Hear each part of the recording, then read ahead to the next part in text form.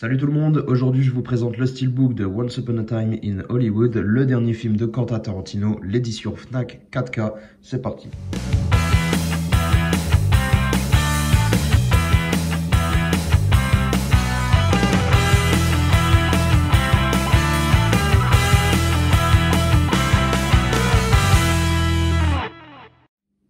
S'il y a bien un film de Quentin Tarantino qui divise, c'est peut-être celui-ci.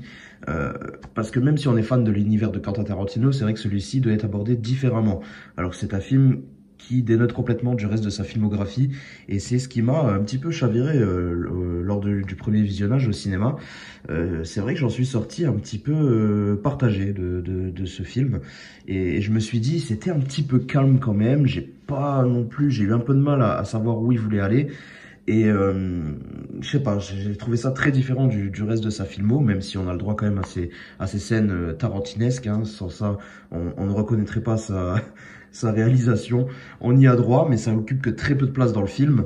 Mais je pense que ce film ne sera peut-être pas ouvert à tout le monde parce que c'est clairement une déclaration d'amour à Hollywood des années 60.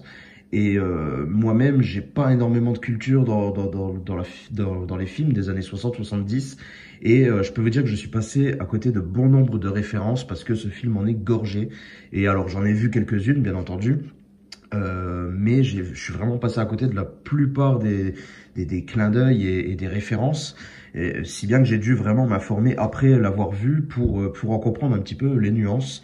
Et je pense qu'il faut aussi avoir un peu connaissance de l'affaire Charles Manson, Sharon Tate pour comprendre un peu le propos, même si c'est remodelé à la façon de Tarantino. Je pense que c'est vraiment primordial pour capter un petit peu l'esprit de ce film également. Même si le maître mot dans ce film, ça reste l'hommage au Hollywood des années 60 qu'il aime tant, et ça on le ressort bien à l'écran. En tout cas, je peux comprendre que le film divise. N'hésitez pas à me dire, en tout cas vous, dans les commentaires, ce que vous en avez pensé, ou si vous l'avez pas encore vu, est-ce que vous avez hâte. Moi, en tout cas, j'avais qu'une envie, c'était de le voir une seconde fois. J'ai pas pu retourner le voir au cinéma, mais je suis content d'avoir pris le Steelbook, déjà parce que je vais pouvoir le revoir et me faire un avis vraiment définitif sur ce film. Enfin bref, je vais vous présenter le Steelbook et juste avant, on peut voir que à l'intérieur, enfin c'est pas à l'intérieur, c'est en plus du Steelbook, nous avions ceci à l'arrière et ça je trouve que c'est une superbe idée. On a une espèce de, comment dire, c'est une réplique d'une revue de cinéma en fait, comme si c'était une revue de l'époque et je trouve ça super bien fait. Donc voilà, on peut voir l'ascension d'un grand acteur, en fait on est vraiment encore dans l'esprit du film. Hein. Avec à l'arrière, on a même une petite pub pour Red Apple, hein, la marque fictive de Tarantino pour les cigarettes qui est utilisée dans ses films. Je trouve ça plutôt sympa. Et puis à l'intérieur, on a vraiment le droit à un livre, un livret comme on aurait pu l'acheter dans les années 60, en 69, hein, comme c'est écrit sur le livret. Avec voilà les secrets de tournage sur un film, les interviews de certains acteurs, etc. On est vraiment dans l'esprit du film et on a vraiment l'impression d'avoir une revue d'époque. Et ça, c'est vraiment cool. Je trouve l'idée assez remarquable. Donc voilà, je m'y attendais pas. Je savais pas qu'il y aurait de petits livrets fournis avec, donc c'est toujours bon à prendre. Et franchement, c'est vraiment cool. Ensuite, côté technique, alors qu'est-ce qu'on a? Nous avons sur le Blu-ray, alors attendez parce que c'est pas très lisible, alors du français ou bien de l'anglais en 5 points DTS HD Master Audio, ça c'est pour le Blu-ray 4K. C'est bien, on a une piste HD 5.1, que ça soit pour la VF ou la VO. Pareil du côté du Blu-ray, je crois, français, anglais, 5.1 DTS HD Master Audio. Écoutez, c'est parfait comme ça, tout le monde est content, peu importe que vous le regardiez en VO ou en VF, on est plutôt servi. Et maintenant, il nous reste à découvrir le Steelbook. Alors, je pense que beaucoup de personnes espéraient avoir le visuel sur le Steelbook qu'on a eu au tout début, hein, quand les précommandes se sont ouvertes. Il n'y avait pas encore de visuel du Steelbook. On avait droit à une affiche du film avec tous nos acteurs dessus. C'était une affiche un peu dessinée comme ça, très réussie. J'aimais beaucoup l'esprit.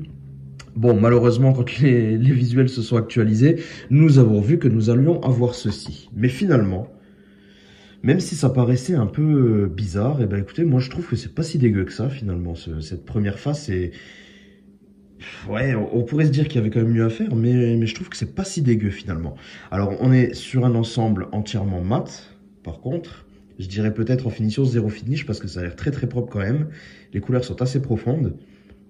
Donc un encadré, mais il n'y a aucun relief, hein, mais on a quand même un encadré blanc autour. Chaque personnage est inclus et nous avons de jolis reflets métalliques dans le nom de chaque personnage et dans le titre du film. Voilà, je sais pas si ça se verra bien. Ouais, voilà, c'est pas évident. Mais voilà. Écoutez, c'est plutôt sympa. Je m'attendais à moins bon que ça hein, quand j'avais vu les visuels finalement. Et bah, c'est pas si dégueu. C'est pas si dégueu, mais ouais, il y avait clairement, je pense, moyen de faire mieux que ça quand même. Hein. Sur la tranche, on retrouve simplement le titre, toujours sur fond blanc. Le petit logo Sony, rien de particulier à noter. Et la face arrière, nous avons notre chien préféré. Et bah, encore une fois, on a une finition métallisée dans le nom qui est écrit juste ici. Hop. Donc ça, c'est plutôt cool. Encore une fois, tout est mat. Hein. Mais ouais, là, ce que je regrette, ça serait quelques petites touches de vernis qui auraient pu vraiment rehausser le niveau. Des petites touches, je sais pas trop où on aurait pu en mettre, mais je sais pas.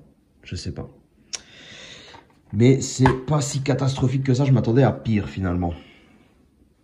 Regardez voir donc la vue d'ensemble, finalement on est quand même sur quelque chose d'assez propre, assez raccord hein, sur les deux faces et la tranche, donc ça me va. Pas mal du tout. Et côté interne, alors attendez voir, une petite seconde, le Blu-ray, le voici. Et le Blu-ray Ultra HD, il est là. Et l'artwork interne, nous l'avons juste ici avec la fameuse colline Hollywood et le 9e film de Quentin Tarantino.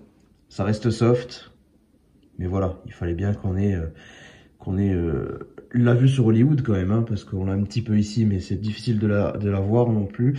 Mais voilà, on a un artwork interne qui pose plutôt bien, même si ça reste assez simple. Alors, je sais pas ce que vous en pensez de ce steelbook. Moi, je trouve que perso, il est pas si dégueu que ça. Je m'attendais à bien pire, mais clairement, on aurait pu avoir beaucoup mieux, notamment avec les premières maquettes qu'on avait vues sur Internet. Je pense que tout le monde sera d'accord avec ça. N'hésitez pas à me dire ce que vous en pensez dans les commentaires. Et en attendant, on se retrouve très bientôt pour une prochaine vidéo. N'hésitez pas à vous abonner si c'est pas encore fait. À bientôt, portez-vous bien. Ciao tout le monde.